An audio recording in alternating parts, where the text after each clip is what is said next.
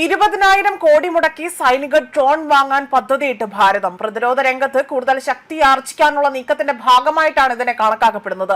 യുദ്ധത്തിൽ ഡ്രോണുകളുടെ പ്രാധാന്യത്തെ തിരിച്ചറിഞ്ഞുകൊണ്ടുള്ള സർക്കാരിന്റെ ഭാഗത്തു നിന്നുള്ള അതീവ രഹസ്യമായ നീക്കമായി തന്നെ ഇതിനെ കണക്കാക്കപ്പെടുന്നു. ആധുനിക യുദ്ധതന്ത്രങ്ങളിൽ ഡ്രോണുകളുടെ ആവശ്യകത ഏറെ പ്രാധാന്യം അർഹിക്കുന്നതാണ് എന്നതാണ് വിലയിരുത്തൽ. രാജ്യത്തെ സൈനിക ചരിത്രത്തിൽ ആദ്യമായിട്ടാണ് ഇത്രയും തുക ഡ്രോണുകൾക്കായി തന്നെ നീക്കിവെക്കുന്നത്.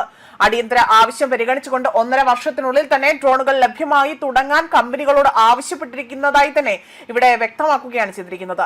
24 മാസത്തിനകം വിതരണം പൂർത്തിയാക്കാൻ നിർദ്ദേശം നൽകിയിട്ടുണ്ട്. 1.5 വർഷം മുതൽ 2 വർഷം വരെയാണ് ഇതിന്റെ വിതരണ കാലാവധിയായി പറയുന്നത്. നിരീക്ഷണം, ചരക്ക് നീക്കം, ആക്രമണശേഷിയുള്ള ഡ്രോണുകൾ, കൃത്യതയാർന്ന പ്രഹരശേഷിയുള്ള സംവിധാനങ്ങൾ എന്നിവയുടെ പ്രവർത്തനങ്ങൾ വേഗത്തിലാക്കുക, ഇതെല്ലാമാണ് ഈ ഡ്രോണുകൾ വാങ്ങുന്നതിലൂടെ തന്നെ ലക്ഷ്യം വെക്കുന്നത്.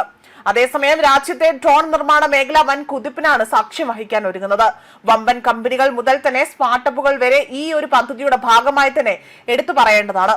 പ്രധാന കമ്പനികളായി തന്നെ പറയുന്നത് അദാനി ഗ്രൂപ്പ്, അതേപോലെ തന്നെ Larsen and Toubro, Tata advanced system, അതേപോലെ തന്നെ പ്രമുഖ സ്റ്റാർട്ടപ്പുകളായി തന്നെ കണക്കാക്കപ്പെടുന്നത് ഐഡിയോ ഫോർജ്, അതുപോലെ തന്നെ റിസർച്ച്, അതുപോലെ മറ്റ് കമ്പനികൾ ഇതിന്റെ കീഴിലേക്ക് പ്രവർത്തനങ്ങൾക്കായി തന്നെ എത്തുന്നതാണ്.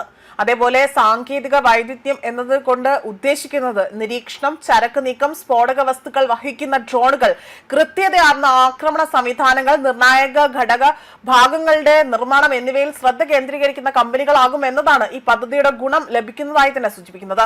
നിയമപരമായ പരിഷ്കരണങ്ങൾ അടിയന്തര ആ ഒരു രീതിയിലേക്ക്, അതായത് ഏത് ഘട്ടത്തിലാണ് ഇത് ഉപയോഗിക്കുന്നത് എന്നതാണ്. പാകിസ്ഥാനുമായുള്ള മുൻകാല സംഘർഷങ്ങളുടെ പശ്ചാത്തലത്തിൽ ഡ്രോണുകൾ വേഗത്തിൽ വാങ്ങുന്നതിനായി തന്നെ അടിയന്തര സംവരണ അധികാരം സർക്കാർ വിനിയോഗിക്കുകയും ചെയ്തിട്ടുണ്ട്.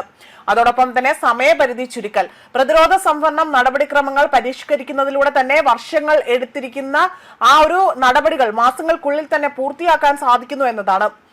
മാത്രമല്ല ഇത് തദ്ദേശീയമായ ഒരു പ്രോത്സാഹനം കൂടിയാണ്. മേക്ക് ഇൻ ഇന്ത്യ പദ്ധതിയുടെ ഭാഗമായി തന്നെ ഇന്ത്യയിൽ തന്നെ നിർമ്മിക്കാനുള്ള ഏറ്റവും കൂടുതൽ ഈ പദ്ധതി പ്രയോജനപ്പെടുന്നത്. അതേപോലെ തന്നെ ഇന്നോവേഷൻസ് ഫോർ ഡിഫൻസ് എക്സലൻസ് വഴി ആ ഒരു സ്റ്റാർട്ടപ്പുകൾക്ക്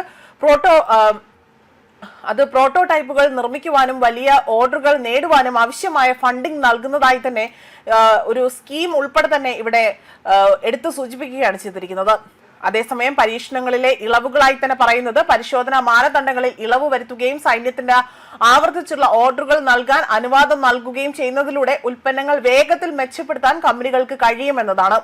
അതേപോലെ തന്നെ തന്ത്രപരമായ നീക്കമായി സൂചിപ്പിക്കുന്നത് വൻതോതിലുള്ള സംഭരണത്തിന് പിന്നിൽ പ്രധാനമായും 2 കാരണങ്ങളായി തന്നെ എടുത്തു പറയുന്നുണ്ട്. ഒന്നായി തന്നെ ആ പ്രാദേശിക സംഘർഷമാണ് ഇതിൽ ഒന്നായി പറയുന്നത്. കഴിഞ്ഞ വർഷം മെയ് മാസത്തിൽ പാകിസ്ഥാനുമായുള്ള ഏറ്റുമുട്ടലിൽ ഇരുപക്ഷവും വൻതോതിൽ ഡ്രോണുകൾ ഉപയോഗിച്ചിരുന്നു.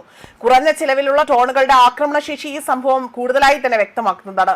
രണ്ടാമതായി പറയുന്നത് ആഗോള പഠനങ്ങൾ, അതായത് യുക്രൈൻ, ഇറാൻ എന്നിവിടങ്ങളിലെ സംഘർഷങ്ങൾ, യുദ്ധഭൂമിയിലെ തന്ത്രങ്ങളെ പുനർനിർവചിച്ചുകൊണ്ട് ഇത് ഡ്രോണുകളുടെ ഉപയോഗം ആഗോളതലത്തിൽ വർദ്ധിപ്പിക്കുകയും നിർമ്മാണ ചിലവ് കുറയ്ക്കുന്നതിന് കാരണമാവുകയുമാണ് ചെയ്തിരിക്കുന്നത്.